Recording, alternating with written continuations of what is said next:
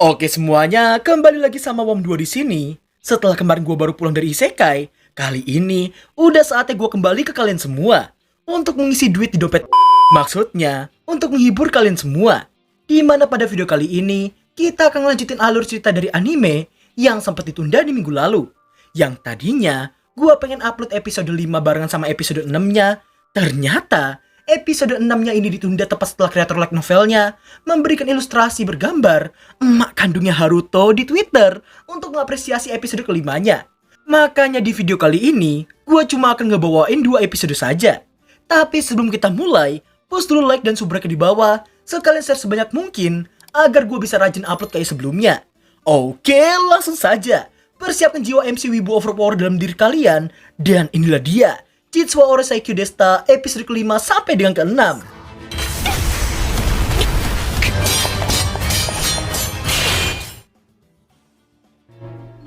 言い訳を聞かせてもらえるかしら。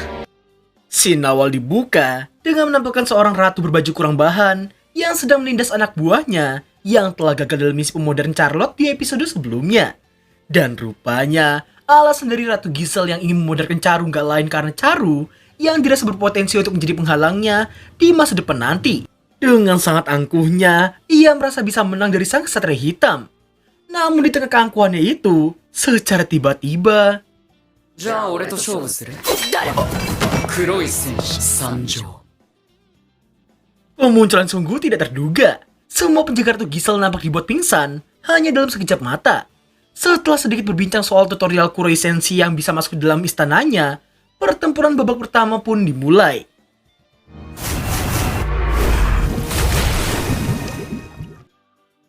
Dengan sangat EZT si ratu kurang bahan ini berhasil membuat Kuroi Senshi terperangkap dalam sihirnya. Namun seperti yang kita tahu, Haruto gak bakal jadi MC. Kalau gini doang dia udah kalah.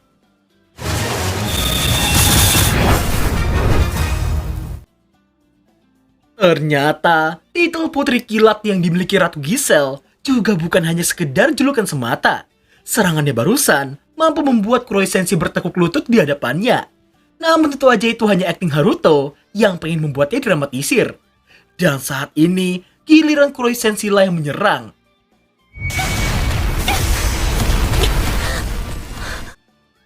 Serangan bertubi-tubi terus dihujani oleh Kuroi Senshi yang jelas saja membuat Ratu Giselle terkejut, sekaligus merasa kekuatan sihir Kuroi Senshi yang dirasa jauh lebih besar dari sang Raja Iblis yang dulu ia kalahkan. Tak ingin terus ditekan seperti itu, Ratu Giselle memilih untuk menerjang maju menggunakan pedangnya itu.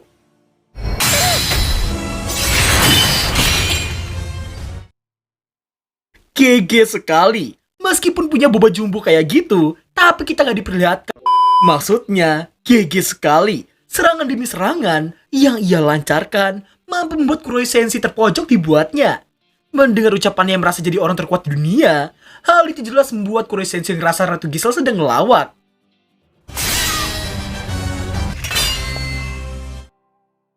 Sebagai hukuman dan juga antisipasi ke depannya, Haruto nampak memasangkan kalung budak tepat di leher Ratu Giselle, yang mana kontrak sederhananya ialah Ratu Giselle dilarang untuk mengusir keluarga Kongord Zenfis termasuk wilayah kekuasaannya. Dan jika sampai melanggarnya, maka dia tak akan segan untuk memoderkan Ratu Giselle di saat itu juga.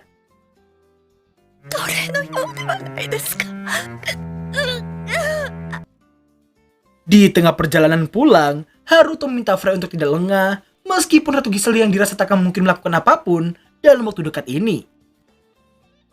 Singkat waktu 5 tahun pun telah berlalu. Sejak kemenangannya atas emak kandungnya sendiri, Ratu Giselle tak pernah mengusik keluarganya sama sekali.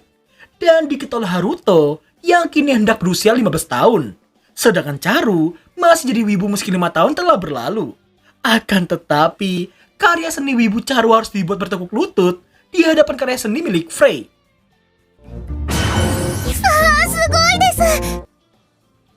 Haruto kemudian bertanya pada Frey yang gak kedinginan meski cuma memakai baju mat yang berbahan tipis kayak gitu. Meski mencoba kuat di hadapan tuannya, namun ternyata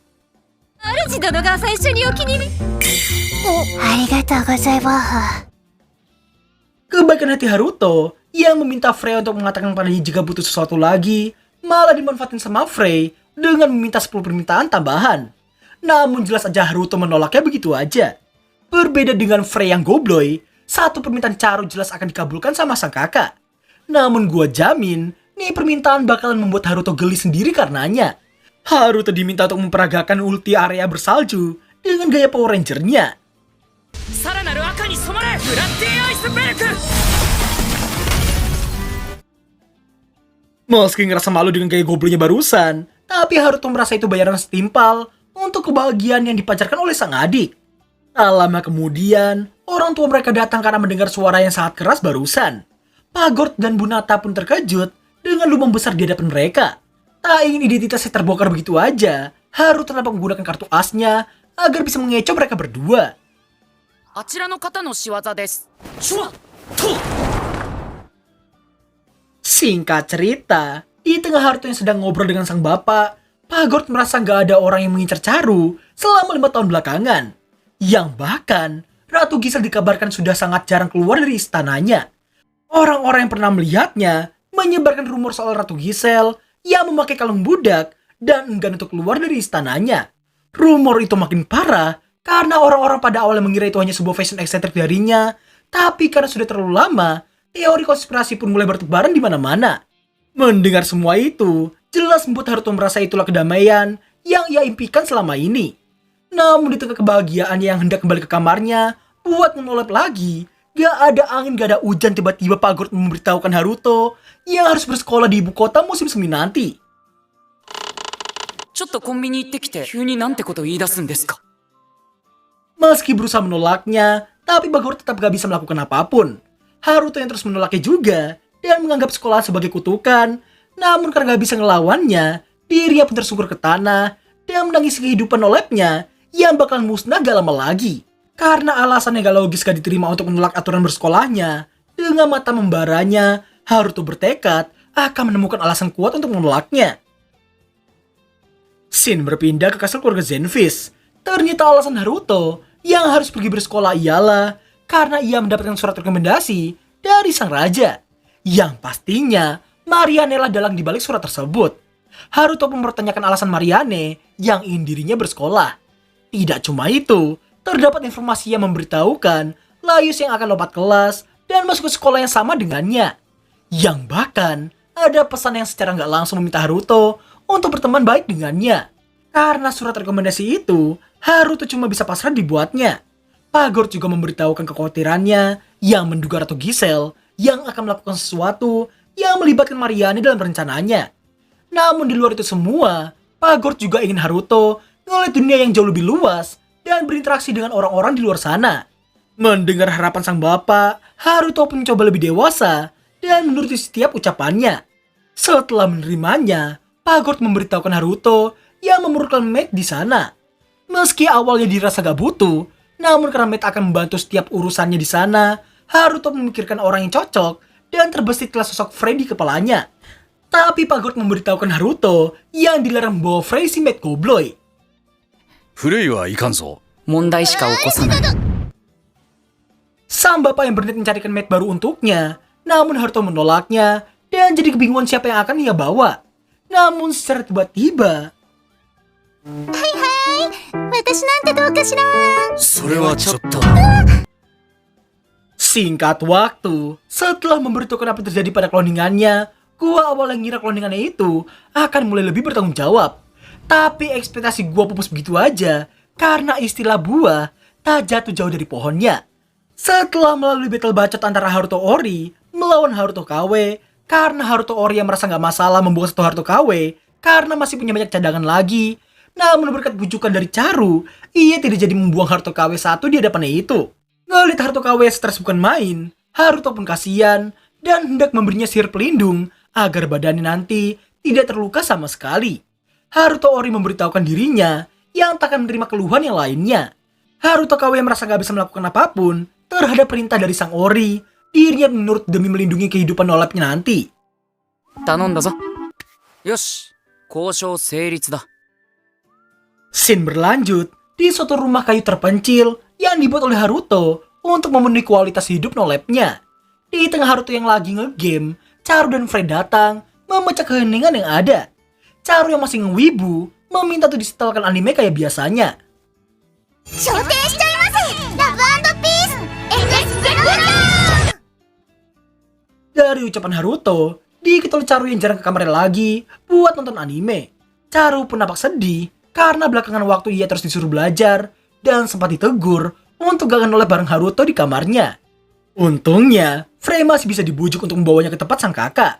Mendengar ucapan Charu, Haruto yang kepikiran untuk menciptakan sihir teleportasi, jelas buat mereka langsung mencobanya. さすが主殿。 Mereka pun nampak kagum karena percobaan pertama pada benda mati telah dinyatakan berhasil. Namun masalahnya di sini ialah Haruto belum pernah mencobanya pada makhluk hidup. Frey pun menyarankan untuk mencobanya menggunakan Haruto KW sebagai kelinci percobaan mereka. Setelah menggunakan sihir teleportasi yang mengarah langsung ke kamarnya, Haruto KW yang diminta untuk menyeberangi barrier teleportasinya langsung ditolak mentah-mentah olehnya. Alasan yang gak lain karena dirinya tahu hendak dijadikan kelinci percobaan. Meski terus dipaksa, namun Haruto KW malah menentang balik supaya Haruto Orilla yang menghampiri dirinya. Ngeliat betapa menyebalkannya Haruto KW, Frey pun harus dibuat emosi karena wajah Haruto KW yang benar-benar pengen ditampol pakai pancinya Kang Ujang. Haruto Ori yang hampir terpancing provokasinya si KW, namun seketika itu pula 我が身可愛さにでもかフレイフレ ngeliat kakak KW-nya yang tersungkur tak berdaya, Charu pun khawatir dan bertanya keadaannya. Haruto KW yang melihat Charu pun menyamakannya dengan malaikat yang sangat kawaii. Berkat semua itulah, barrier teleportasi Haruto dinyatakan telah berhasil. Karena dua orang telah melintasinya tanpa kendala sedikit pun. Setelah memasangkannya dengan pintu, Haruto KW nampak langsung kembali ke kamarnya buat lanjut menolep. 従者を探さないとまあいっか Scene berlanjut memperlihatkan Frey yang lagi bersih-bersih, Haruto yang lagi main game, dan Charu yang lagi ngewibu. Namun secara tiba-tiba, そうだ従者 meski telah dicurigai sama Frey, namun Haruto nampak cuek dan malah pergi keluar buat jalan-jalan. Alasan kenapa Frey yang curiga dan kenapa Haruto yang seolah menghindar gak lain karena Haruto yang tidak memberitahukan soal pencarian mate untuk diajak ke sekolah nanti. Tak lama kemudian, Haruto yang seolah penasaran dengan wilayah di hadapannya memutuskan buat menyusurinya. Dan ternyata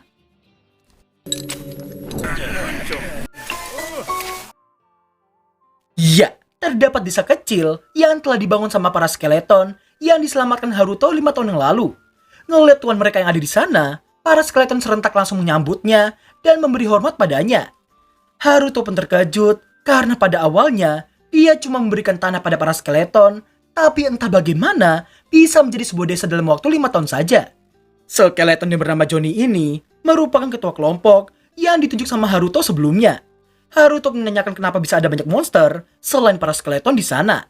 Dan ternyata semua monster itu merupakan monster yang dikumpulkan sama Frey dan menetap sebagai penduduk desa tersebut. Meski berbeda ras, tapi semua monster di sana hidup rukun dan mematuhi setiap ucapan Johnny sang leader. Singkat waktu, setelah diajak berkeliling seluruh wilayah desa, termasuk wilayah ladang, Haruto harus dibuat kagum karena kepintaran para skeleton yang sungguh di luar nalar. Karena gak cuma bisa membangun desa, tapi juga pintar dalam mengurus ladang. Meski gak bisa memakan hasil ladang yang ada, namun alasan mereka sebenarnya ialah memasok makanan untuk para monster yang bisa makan. Sekalian menambah penduduk jika memungkinkan. Pera pera pera pera pera pera pera pera pera pera pera pera pera. Usai mendengar banyak sekali pera-pera, Haruto merasa terkejut sekaligus kagum karena Johnny sang skeleton leader merupakan orang yang sangat lembut, perhatian, setia, dan berjiwa kepemimpinan. Dan karena suara yang sangat menenangkan, Haruto bisa tahu bahwa Johnny akan memiliki paras yang sangat tampan dan juga sangat sopan jika memiliki daging dan juga kulit. Meski merasa Johnny adalah pelayan ideal untuknya, namun ada satu masalah utama baginya.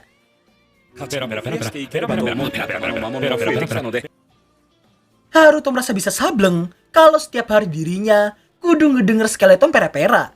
Haruto yang menyayangkannya malah dikira sama Johnny bahwa tuannya itu gak puas akan sesuatu. Namun Haruto mengelaknya dan beralasan ada urusan lain.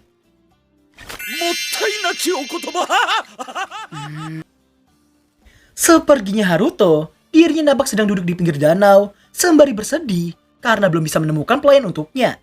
Tak lama berselang, bersama dengan tanah yang bergetar, nampaklah golem yang dulu juga diselamatkan olehnya.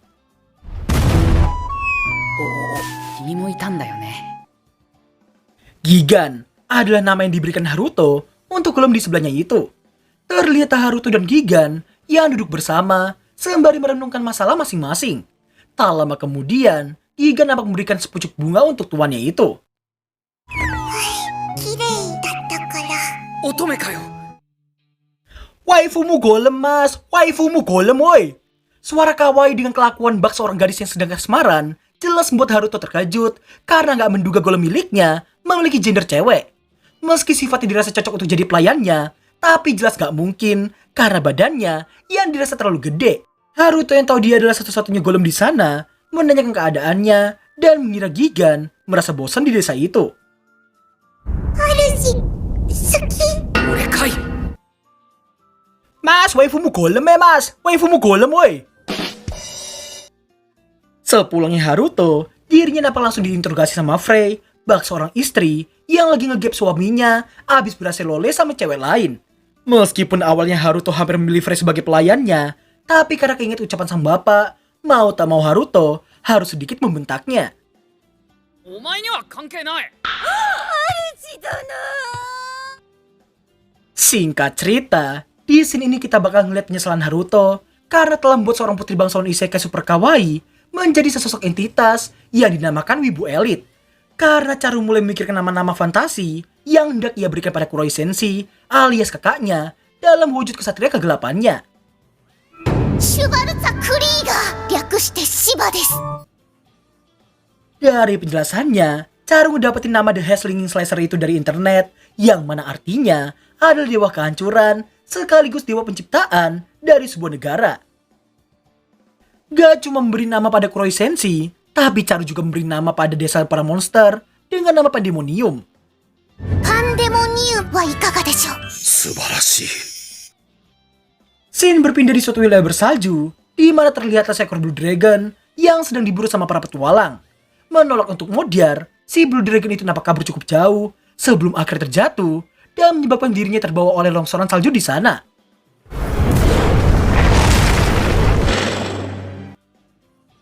Setelahnya, nampaklah Haruto dan Frey yang lagi menemui Pak Gord.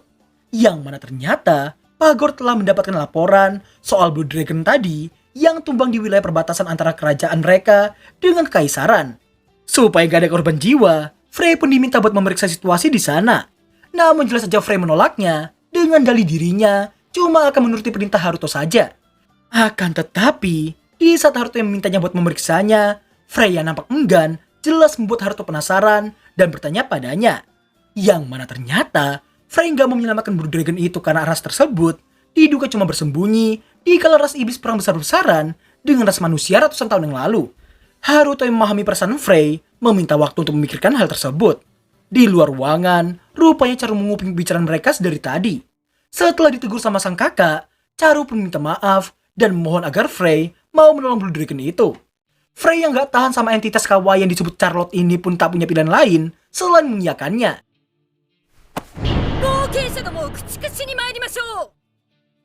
Setelah itu, nampaklah Haruto dan Frey yang sedang mengintai menggunakan monitor sihirnya.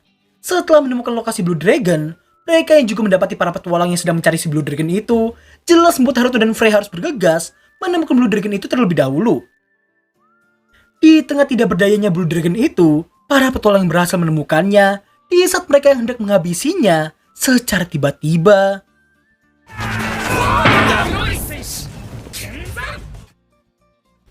Di tengah Haruto yang lagi menyembuhkan si Blue Dragon, kesibukannya itu harus bertambah karena Frey yang berniat membakar habis para petualang kejam tadi.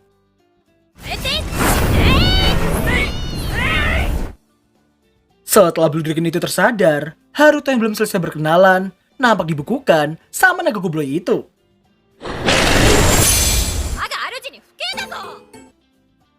Bagaikan air susu dibalas sama air comberan. Sontak Haruto pun amuk-amukan karena baru aja dibekukan meski dia telah menyelamatkannya. 助けた。あなたが。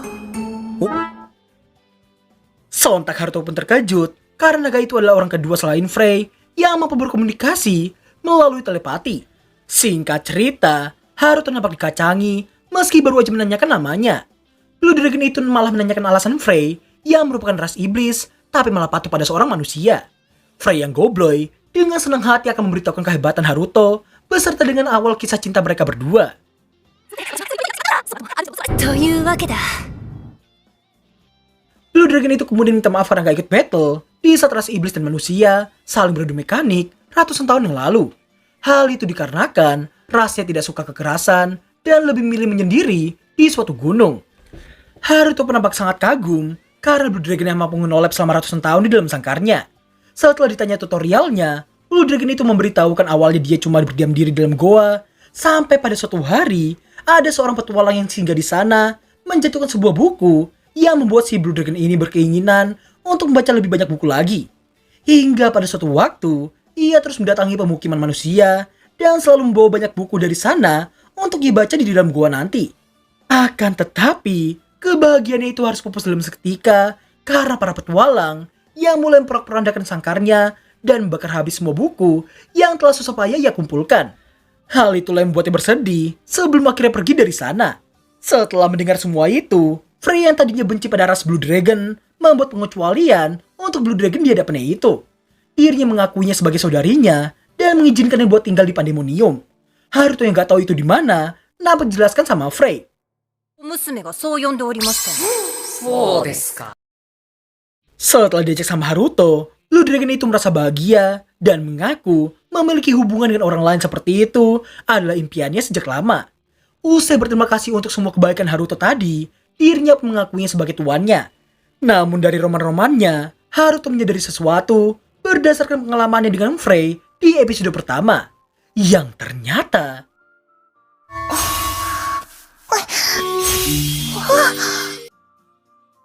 Sontak Blue Dragon Loli itu... bentar, Loli? Loli? Loli! FBI, open up! Sontak Blue Dragon Loli itu pun terkejut dan mempertanyakan sihir apa yang digunakan sama Haruto barusan. Haruto pun berniat menjelaskannya nanti dan memulai hubungan mereka dengan menunjukkan wajah serta nama aslinya. Setelah itu, Haruto pun bertanya nama Blue Dragon itu. Namun karena gak punya, dia pun meminta Haruto untuk memberinya sebuah nama. じゃあリザで。気に入った。よろしく、ハルト様。 Di tengah momen indah itu, Frey memotongnya dan memperingati Liza untuk gak melangkahinya yang merupakan mate pertama Haruto. Setelahnya, Haruto nampak terbang pergi dari sana sembari meminta Liza untuk mengikutinya.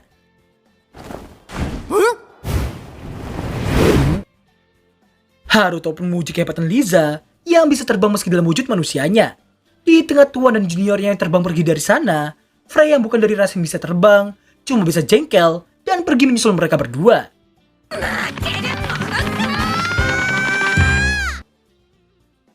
Dan berakhirlah alur cerita anime Oppa Sejani Aku Iki Opeta episode ke-5 sampai dengan ke-6.